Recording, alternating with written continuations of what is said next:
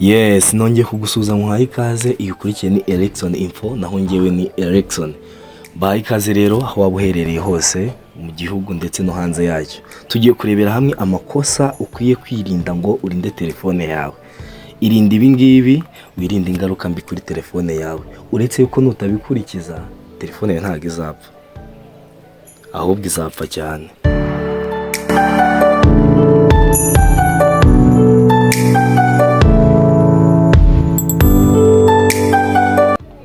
Yes, ikaze nanone gusa ndagira ngo mbere yuko dukomeza nkusabe gukora subscribe, like, comment ndetse na share kugira ngo ibi biganiro niba kigufashije kibashe no kugera ku bandi.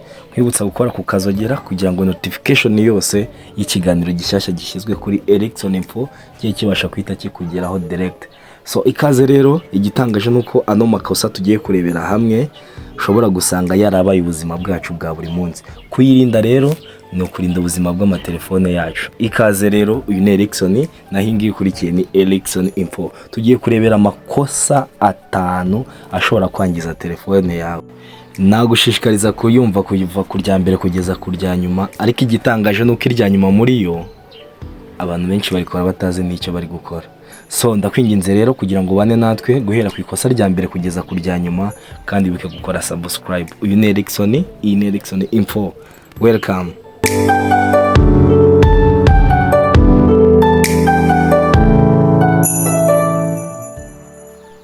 Yes, ikosa rya mbere, irinde gukoresha charge iyo ari yo yose muri telefone yawe. Iri ni ikosa abantu benshi dukunda gukora, ugasanga ahari hose arasaba ngo wantije charge nkacomeka. Ugasanga ku munsi umuntu akoresheje charge irenze imwe muri telefone.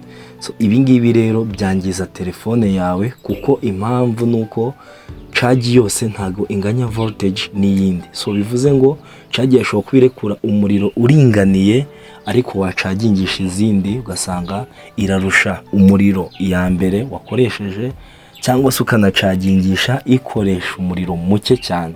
So ibi rero bituma ibigize battery yawe ya telefone bitangira kwangirika, ndetse resistance ya battery yawe ya telefone igatangira kugira ikibazo. So irinde gukoresha chargeur zitandukanye rero muri telefone yawe kuko zitanganya ubushobozi. Bivuze ngo hari isohora umuriro mwinshi, hari isohora uringaniye, hari isohora muke. Rero uko telefone yawe uyiheza muri urwo rujijo rwo kutamenya ngo icagingwa niyihe, nibyo bishobora gutuma battery yawe yangirika, ndetse ibigize battery ntibizongere kubika umuriro nk'uko bisanzwe. Rinda telefone yawe rero gucagingwa n'amacagi menshi. Byaba byiza telefone iguranywe na chargeur yayo yagenewe umuriro itanga uri ku kigero kimwe, apana kwirirwa ukoresha chargeur iturutse ahariho hose. Iri ni ikosa abantu benshi bahuriyeho, ariko ntibivuze ko utatira charge mu gihe umuriro gushiranye, ariko ukirinda kubikora wabigambiriye. Umuriro gushiranye uri mu nzira ugenda cyangwa se uri mu kirori, birumvikana ushobora kwiyeranja ugakoresha indi charge, ariko byiba buri munsi ngo biba akamenyero, usanga uvuye mu rugo nta charge ufite kandi uzi kuri buze kuyikenera. Ibyo rero mu gihe waba wirinze iri kosa, ubuzima bwa telefone yawe ndetse no kurambya umuriro wabigumana uko bisanzwe. Iri ni ikosa rero abantu benshi dukora ntituryiteho, ariko ni bimwe mu byica telefone zacu. Ugasanga telefone ntikirambya umuriro kubera amakosa nk'ayo ngayo. Mu gihe wirinze iri kosa rya mbere rero, telefone yawe izagumana ubuzima bwiza kandi ntabwo uzongera guteshwa umutwe no kudatunga telefone itarambya umuriro. Yes, iyi ni Erikson, iyi ni Erikson Info.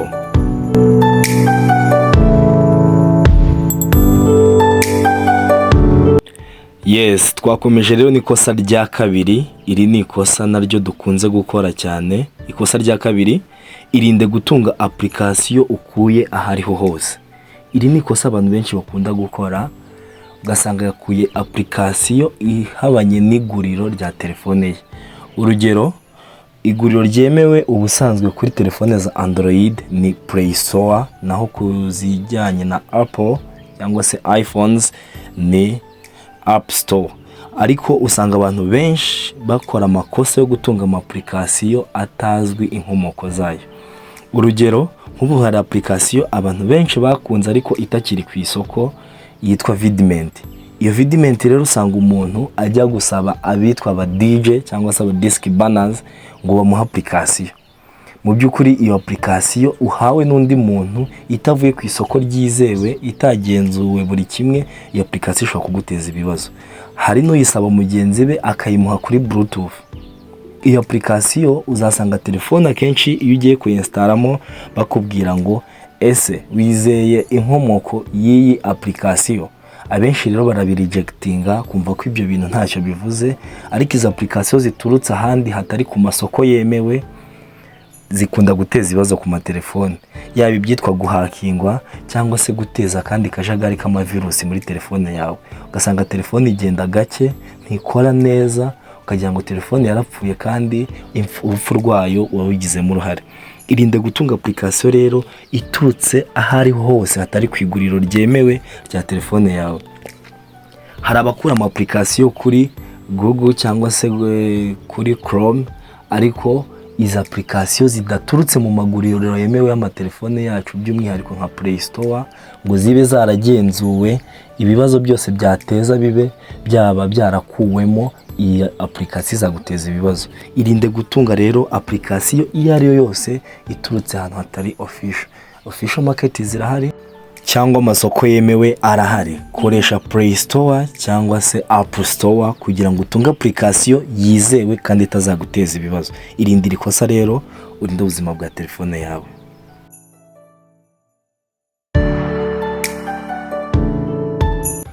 Ikosa rya gatatu, irinde gucaginga telefone yawe igihe kirekire. Uhise wibaza uti se igihe cyanyacyo cyo gucaginga telefone ni ikihe? Ubusanzwe kugira ngo urinde ubuzima bwa telefone yawe, wenda tuzabikoraho ikindi kiganiro neza kuri batiri ya telefone by'umwihariko, ariko telefone igomba gucagingwa byibura ikagera kuri range ya 90, ntiyuzure cyane kandi ntishirimo umuriro cyane. Ibi rero iyo telefone icaginzwe igihe kirekire ikuzura ndetse ikamara n'andi masaha ku muriro, ibi bituma ibigize batiri ndetse bishobora kurinda batiri yawe kugumya gutakaza umuriro byoroshye, bigenda bigabanyuka kubera ko byakoreshejwe cyane cyangwa byakira umuriro ubiruta. Caginga telefone yawe rero ntirenge muri 20 imanuka ijya hasi ngo igere kuri 0, ariko nanone ntirenge 90.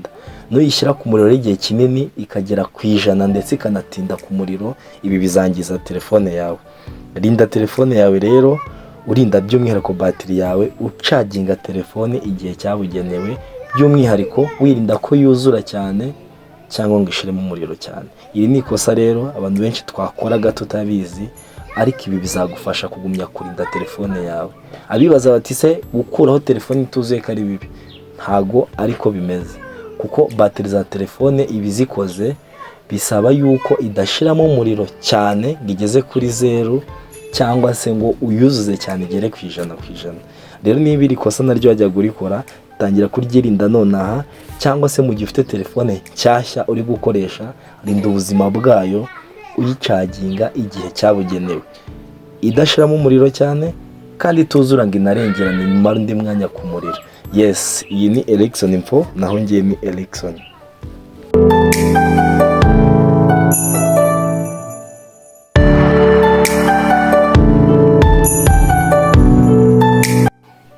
Ikosa rya kane, irinde guta telefone yawe mu mazi, by'umwihariko ubishaka.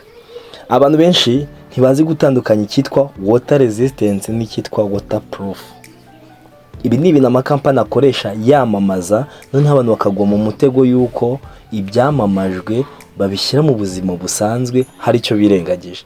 Akenshi telefone iyo zamamazwa bakunda kuvuga ko ari water resistance cyangwa se zishobora kwihanganira amazi, ariko amazi baba bavuga ntago ari amazi yo kwinika mu ibase, ni amazi amenwa kuri telefone, by'umwihariko bashaka kwerekana ko telefone ishobora kuresista mu gihe waba wanyagiwe uyifite, amazi make yayigeraho atayangiza.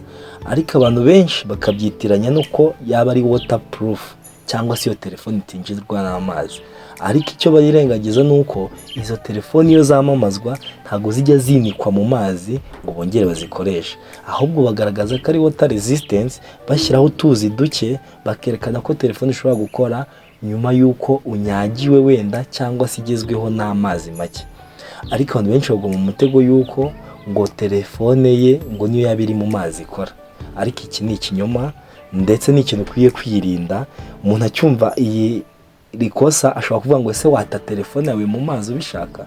Abantu benshi rero bitwaza ko telefone zabo ngo ari water resistance, akaba yayikoresha mu buryo burimo risk by'umwihariko bw'amazi, yibwira ko telefone ye ari water proof, ariko sibyo. Hari itandukaniro ry'uko telefone itinjirwa n'amazi ndetse n'uko telefone ishobora gukora kabone n'ubwo yagiyeho utuzi dukeya. So tandukana rero n'iri kosa ryo gukoresha telefone mu buryo budakwiye, ahubwo uyirinde amazi kabone n'ubwo yaba iri water resistance. Ntabwo ari ngombwa kwishora muri risike zo kujya mu mazi cyangwa se kunyagirwa bikabije ufite telefone yawe. Byirinde rero, telefone yawe ntabwo ari uko itinjirwa n'amazi, ahubwo yinjirwa nayo cyane. Ibi rero nutabikurikiza, telefone yawe ntabwo izapfa, ahubwo izapfa cyane.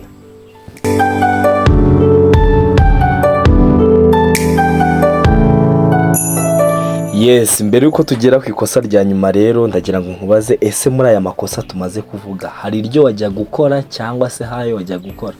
Niba hari ayo wakoraga rero nizere ko ugiye kubihindura, kandi niba ibi tumaze kuvuga hari na bagenzi bawe babikora, byaba byiza ubasangije iki kiganiro kandi nabo ndabizi cyabagirira akamaro. So rero mbere yuko tugera ku rya nyuma, ibuka ko neza waba wakoze subscribe niba ibyo twakugejejeho wabikunze, ndetse uduhe igitekerezo cy'ibyo twakora ubutaha. Ikosa rya nyuma rero ukwiriye kwirinda mu gihe ufite telefone yawe kandi wifuza kuzayigumana, irinde gukorera update ikintu icyo ari cyo cyose ubonye muri telefone yawe.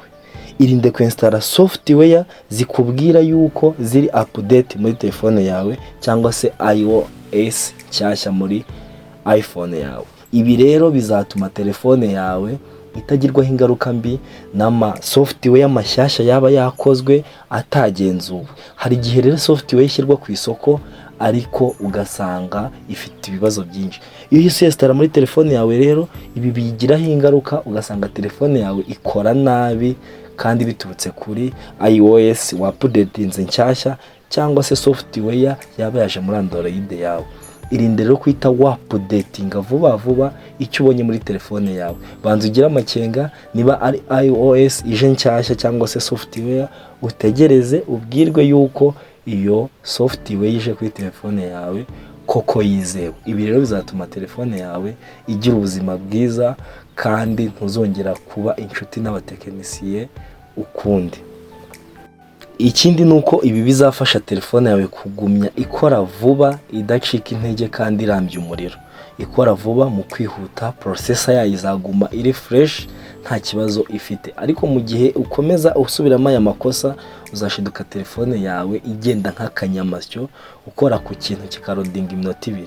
So byirinde rero kugira ngo telefone igumane ubuzima bwiza. Uyu warukurikiye ni Erikson, naho iyo ni Erikson Info. Reba neza ko waba wakoze subscribe, byaba byiza ushyizeho like kugira ngo tuzabane no mu biganiro by'ubutaha. Sangiza iki kiganiro abandi benshi kugira ngo umuryango wa Erikson Info ukomeze gutera imbere. Turabashimiye ibihe byiza. Thank you.